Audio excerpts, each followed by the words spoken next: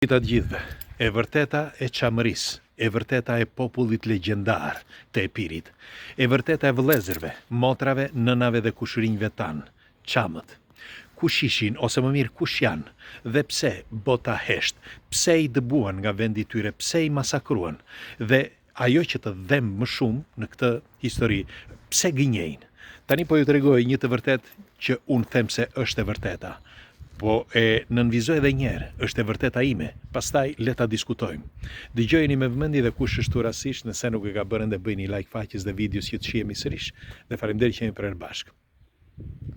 Aty nga pas lufte, siç na tregohet, do t'ju them atë çka na tregohet, aty nga pas lufte, ose më mirë në luftën e dytë botërore, me ardhjen në territorin e pjesës së Epirit të Greqisë dhe që ishte shqiptare dhe pjesës së Epirit shqiptar në të gjitha të zonën dominonte fashizmi. Dhe shumë nga vendasit, qoftë nga ana shqiptare, por edhe nga ana e grekëve, ndihmuan fashistët. Në fakt, komunizmi nga kjo anë futi në burgje, pothuajse aq ishin, dhe ai nuk mund të fuste dot në burg të gjithë. Kështu që futi disa në burg vetëm për t'u treguar që pse ndihmuan fashistët, për t'u treguar dhëmbët, jo sepse ndihmuan fashistët. Por nga ana tjetër, grekët i masakruan, i dëbuan nga vendi tyre, i dogjën, i shkatëruan shtëpitë e tyre dhe i dëbuan krejt nga shtëpitë e tyre çamët. Por do të thoshja çemrit, sepse mund thuhet, unë nuk është një fyerje, është një unë i dua sepse i kemi edhe në familjet tona. Me fjalë edhe unë i kam në familje çamët dhe do t'ju them dhe një histori të një njeriu ton. Dhe kjo është e vërteta sipas historisë. Por unë them se nuk është kjo e vërteta. E vërteta filloi në vitin 900, bile ndoshta edhe më përpara, sepse ishte projektuar. Pra e vërteta e parë ishte e otomanëve. Otomanët çfarë bën? Sepse duhet të dini që në radhë të parë njerë, çamët janë autokton dhe këta që nuk e luan topi. E kanë thënë edhe nga studimet e mëparshme, me një fjalë që nga Straboni të tjerë, por edhe në kohën e zhvillimit të njerëzit, pra pas vitit 1800, është vërtetuar në mënyrë studimore që çamët janë autokton, pra të zonës ku gjendeshin në shtëpitë e tyre. Tani, pse duhet t'i shkëpusin nga aty? Dy ishin arsyet. E para ishte që në vitin 1912-1913, kur u vendos, sepse në vitin 1912 u vendosën kufit në Londër, dhe në vitin 1913 Turqia vendosi të bënte hyrjetin. Çfarë ishte hyrjeti?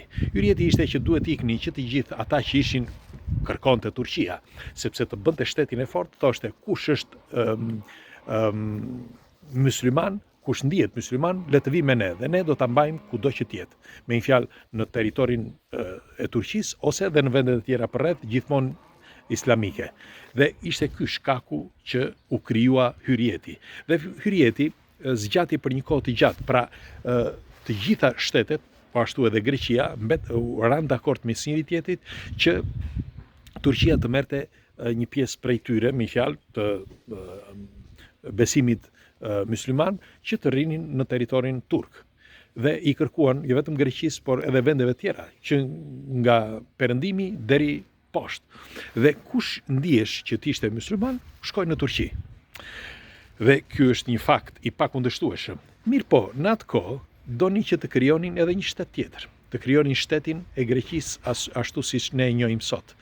Greqia në atë kohë ishte, le të themi, një popull laik, sepse kishte edhe musliman, edhe të krishterë, edhe ortodoks, kishte nga të gjithë. Dhe ata duhet të krijonin një status ortodoks dhe të vendosin vetëm një besim. Dhe ishte ky shkaku kryesor. Nuk ishin shkaqe të tjera. Dhe nga ai moment i kërkuan çamërve që të ktheheshin dhe të bëheshin të krishterë. Mirë po çamët ortodoks, më falni. Dhe mirë po çamët nuk pranuan. Dhe shumë prej tyre u masakruan. Një pjesë prej tyre u shkëputën nga vendi pa marrë ende urdhrin e dëbimit të tyre.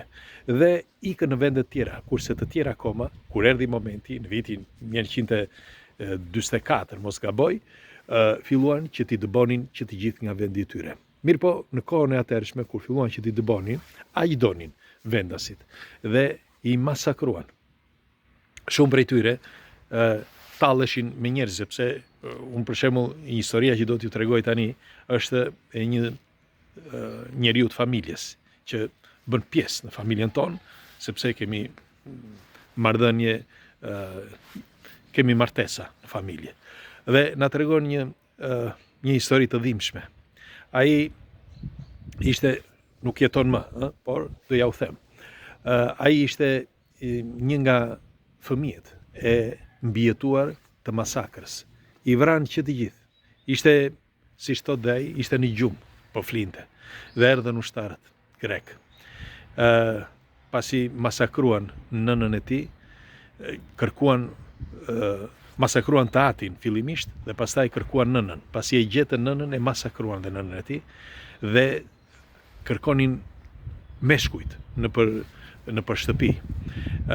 Ky, si thash, ishte një gjumë dhe veshi rrobat e motrës, që ngjante si vajzë, sepse zakonisht vajzat nuk i preknin.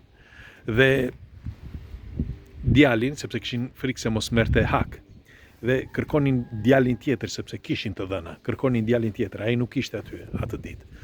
Dhe si përfundim mbeti i vetëm.